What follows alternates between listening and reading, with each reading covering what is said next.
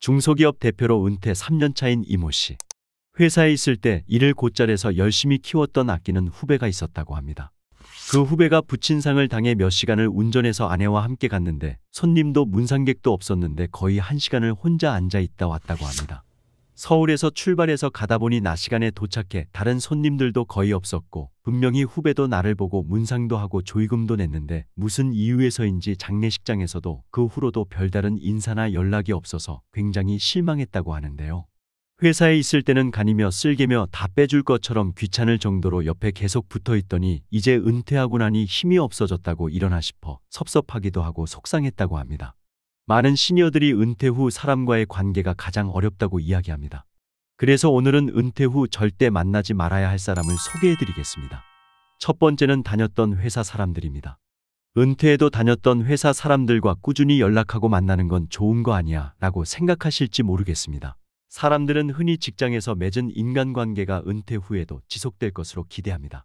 그러나 은퇴를 하면 이해를 바탕으로 한 관계는 모래성 같아서 만남의 기회가 옅어지며 희미해지고 결국 끊어지게 마련입니다.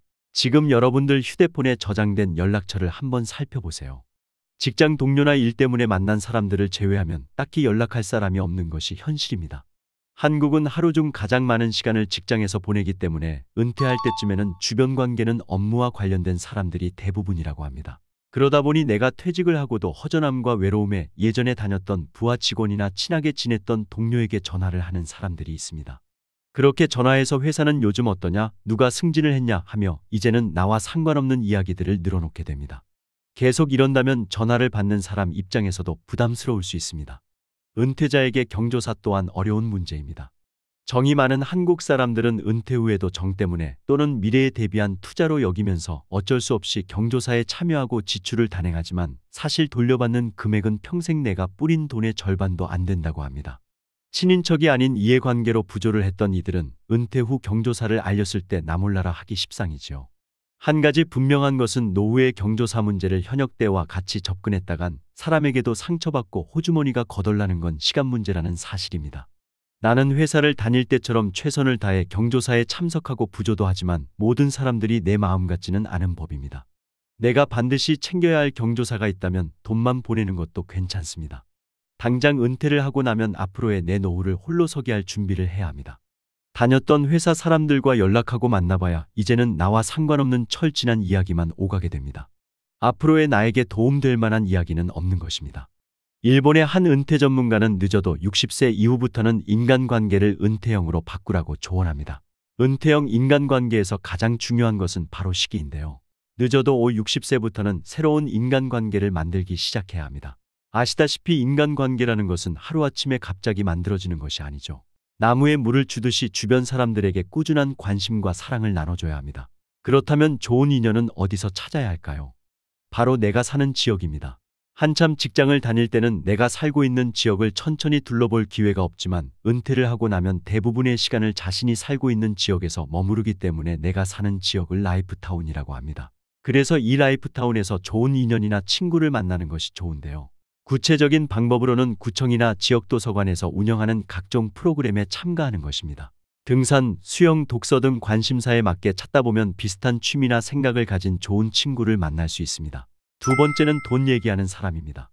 일반적으로 은퇴를 하고 나면 그동안 모아둔 노후 자금도 일부 있을 것이고 또 퇴직금이라는 목돈도 들어오게 됩니다. 아마 이 시기가 살아가면서 돈이 제일 많은 순간일 수 있는데요. 어떤 직장이냐 얼마나 오래 다녔냐에 따라서 퇴직금의 차이는 큽니다. 이 퇴직금이라는 것은 내가 퇴직을 하고 나서 새로운 인생을 이모작할 때까지 버티라고 주는 돈입니다. 우리가 퇴직하기 전까지의 생활 패턴이 있습니다. 예를 들어 한 달에 500씩 쓰던 것을 퇴직 후 이제 매달 들어오는 돈이 없으니 가족들에게 200만 쓰라고 한다면 가족들 입장에서는 어떨까요? 굉장히 당황스러울 겁니다. 그렇게 매일 들어가던 생활비를 갑자기 줄일 수 없으니 내가 퇴직한 시점에 맞추어 3년이든 2년이든 내가 새로운 일자리나 아르바이트를 시작할 때까지 쪼개서 그걸 생활비로 쓰는 겁니다. 물론 그동안 모아놓은 재산도 많고 연금도 한 달에 400~500씩 꼬박꼬박 나온다면 앞으로 크게 걱정이 없겠지만 그렇지 않은 시니어들이 더 많습니다. 그런데 당장 은퇴 후 목돈이 생기면 많은 사기꾼들이 달라붙습니다. 은퇴 이후에는 버는 것보다 그동안 모은 것을 지키는 것이 정말 중요합니다. 계속 돈을 벌지 않더라도 지키기만 잘해도 성공입니다. 내가 받은 퇴직금이나 노후자금을 계획적으로 사용하지 않고 그대로 가지고 있으면 어떻게 알고 주변 지인들에게 연락이 옵니다. 초중고 동창들이나 생전 연락 없던 주변 사람들이 어디서 내 퇴직 이야기를 들었는지 갑자기 연락이 오기 시작합니다. 반가운 마음에 전화를 받아보면 갑자기 밥을 먹자고 합니다. 그렇게 밥을 먹으러 나간 자리에서 서서히 본색을 드러냅니다. 서서히 돈 얘기를 꺼내며 내 말만 잘 들으면 큰 수익을 볼 수 있다고 사탕 발린 이야기를 합니다. 사귀는 사람의 간절함을 이용하는 심리전입니다. 내가 지금 퇴직 후 목돈은 있지만 언제 이 돈이 바닥날지 모르니 빨리 한 푼이라도 더 벌어야 한다는 조급함을 이용하는 것입니다. 특히 작은 친절에 고마워하고 자기 것을 내어주는 정이 많은 사람은 이런 사기꾼들에게 먹잇감이 되기 쉽습니다. 결코 멍청해서가 아닙니다. 작정하고 속이면 속지 않을 사람이 얼마나 있을까요? 나는 당하지 않을 거라 장담할 수 있을까요?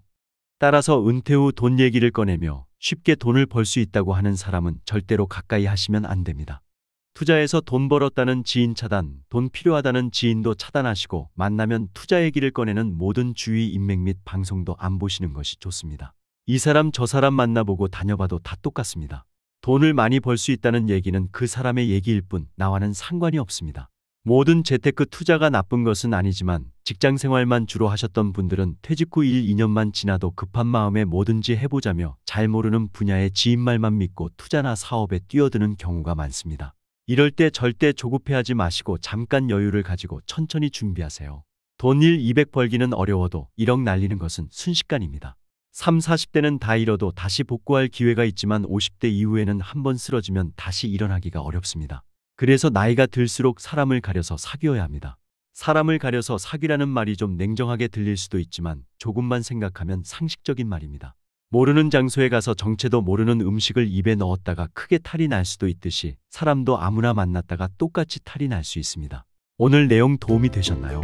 도움이 되셨다면 주변 지인분들께도 오늘 영상 많이 공유해 주시고요. 저는 다음 시간에 시니어분들께 더욱더 도움되는 정보로 다시 찾아오겠습니다. 오늘도 끝까지 시청해 주셔서 감사합니다.